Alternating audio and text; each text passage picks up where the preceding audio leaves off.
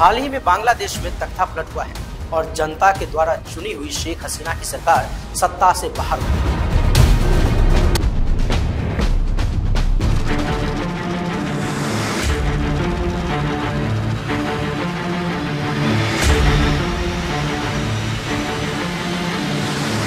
शेख हसीना को देश छोड़कर भारत में शरण लेना पड़ा, लेकिन इससे पहले भी बांग्लादेश में सत्तापलट हो चुका है। 1971 का साल भारत, पाकिस्तान और बांग्लादेश के इतिहास में काफी अहमियत रखता है।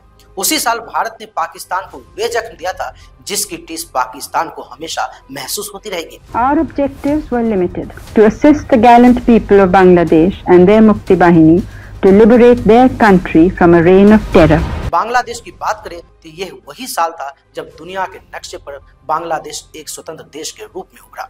1971 के उस इतिहास बदलने वाले युद्ध की शुरुआत 3 दिसंबर 1971 को हुई थी। नमस्कार, आप देख रहे हैं PH24 न्यूज। मैं हूं आपके साथ विनोद कुमार। आइए जानते हैं पाकिस्तान के दो टुकड़े और बांग्लादेश के अस्तित्व में आने की पूरी कहानी। शेख मुजीबुर रहमान पूर्वी पाकिस्तान की स्वायत्तता के लिए शुरू से संघर्ष कर रहे थे, जिसके लिए उन्होंने 6 सूत्रीय कार्यक्रम की घोषणा की थी। इन बातों से वे पाकिस्तानी शासन की आंख की किरकिरी बन चुके थे। साथ ही कुछ अन्य बंगाली नेता भी पाकिस्तान के निशाने पर था। उनके बगावत की आवाज को दबाने के मकसद से शेख मुजीबुर रहमान और अन्य बंगाली नेता पर अलगाववादी आंदोलन के लिए मुकदमा चलाया गया, लेकिन पाकिस्तान की यह चाल खुद उस पर भारी पड़ गई। मुजीबुर रहमान इससे पूर्वी पाकिस्तान के लोगों की नजर में हीरो बन गए।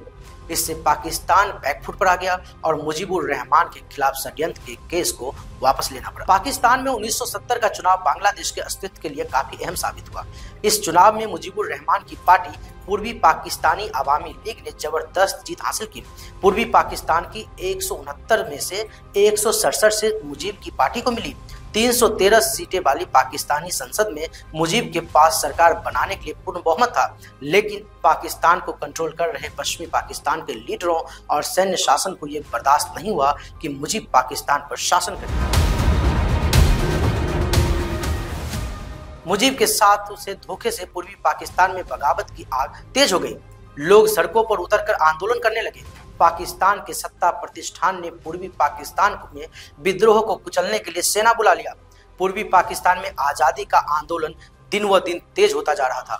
पाकिस्तान की सेना ने आंदोलन को दबाने के लिए अत्याचार का सहारा लिया। मार्च 1971 में पाकिस्तानी सेना के क्रूरतापूर्वक अभियान शुरू कर दी। हत्या और रेप की इंतहा हो गई। मुजीबुर रहमान को गिरफ्तार कर लिया गया।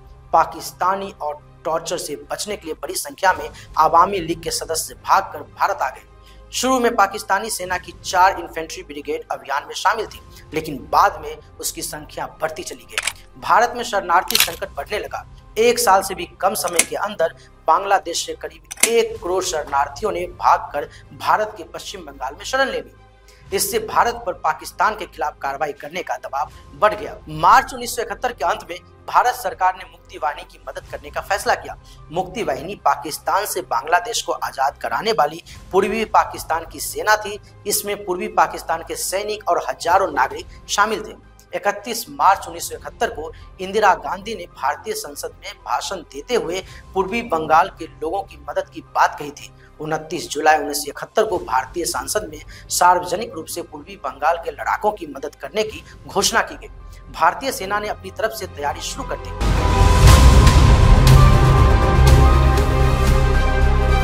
इसी तैयारी में मुक्ति वाहिनी के लड़ाकों को प्रशिक्षण देना भी शामिल था। अक्टूबर-नवंबर 1971 के महीने में भारत की तत्कालीन प्रधानमंत्री इंदिरा गांधी और उनके सलाहकारों ने यूरोप और अमेरिका का दौरा किया। उन्होंने दुनिया के लीडरों के सामने भारत के नजरिए को रखा, लेकिन इंदिरा गांधी और अमेरिका के तत्कालीन राष्ट्रपति रिचर्ड निक्सन के बीच बातचीत किसी नतीजे पर नहीं पहुंची। निक्सन ने मुजीबुर रहमान की रिहाई के लिए कुछ भी करने से हाथ खड़ा कर दिया। निक्सन चाहते थे कि पश्चिमी पाकिस्तान की सैन्य सरकार को 2 साल का समय दिया जाए। दूसरी ओर इंदिरा गांधी का कहना था कि पाकिस्तान में स्थिति विस्फोटक है। यह स्थिति तब तक सही नहीं हो सकती जब तक मुजीब को रिहा नहीं किया जाए और पूर्वी पाकिस्तान के निर्वाचित नेताओं से बातचीत न शुरू की जाए। उन्होंने निक्सन से यह भी कहा कि अगर पाकिस्तान ने उकसावे की कार्रवाई जारी रखी तो भारत बदले की कार्रवाई करने से पीछे नहीं हटेगा। भारत पर हमला और युद्ध की शुरुआत पूर्वी पाकिस्तान संकट विस्फोटक स्थिति तक पहुंच गया था।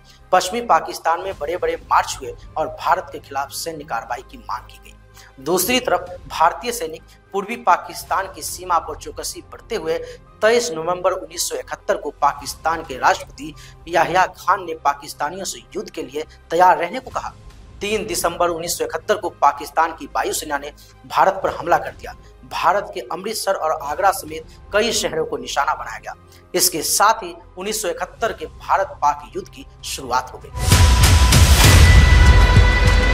16 दिसंबर 1971 को पाकिस्तान की सेना के आत्मसमर्पण और बांग्लादेश के जंग के साथ युद्ध का समापन हुआ। फिलहाल अब तक के लिए इतना ही। तमाम तरह की खबरों के लिए बने रहे BS24 न्यूज के साथ। धन्यवाद।